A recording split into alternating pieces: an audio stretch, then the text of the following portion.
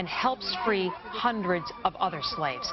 Simon Deng is back in the U.S. after his mission and joins me now in the studio. Heidi McGuinness from the Christian Solidarity International Movement is also with us, joining us via satellite from Denver, Colorado. Thank you both for being with us. Simon, let me start with you.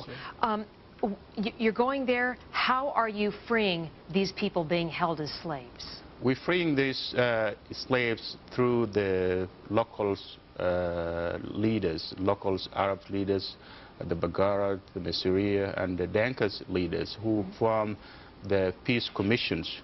Their mission is to free these people from the captivities. And we were joined by the CWAC. CWAC is an organization being put together by the government of Khartoum for their credit for the first time on that issue. But what we're trying to say here is, it is not putting just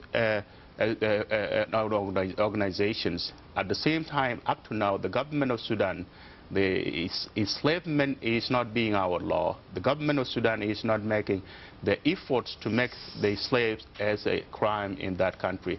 And that is the issue that we're talking about today, because the whole world did our law and denounced the slavery. The only place which they never done that is the country of Sudan. Heidi, Christian Solidarity International helping in this effort, and I believe that you were just recently able to free 250 people being held as slaves. I understand tens of thousands of others are still being held, primarily women and children. Who's doing this, and why is it being allowed to happen? Why isn't the government there demanding that the slaves be freed? Well, Simon and I were both there when 250, this time boys and men, some men who'd been in captivity since 1988. One of the reasons that so many, tens of thousands actually, Edie, are still enslaved is because when the Comprehensive Peace Act was signed in 2005, no provisions were made to return those individuals that had been taken into slavery. And so both Simon and I and others were eyewitness to this horror of having people be enslaved, where intentional beatings and amputations and burnings and brandings are inflicted, where women undergo genital mutilation. It truly is a mind-numbing suffering that that we observe and that we share, because it is so important to stop it, to stop the genocide in Darfur, to release each captive.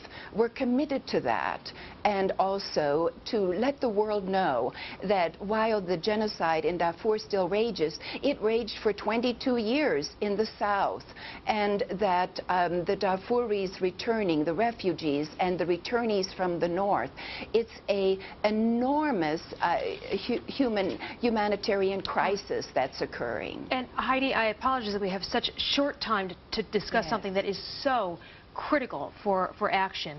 But how can people find out more? How can they get involved? Well, I think for one, there's a website, www.csi-int.org.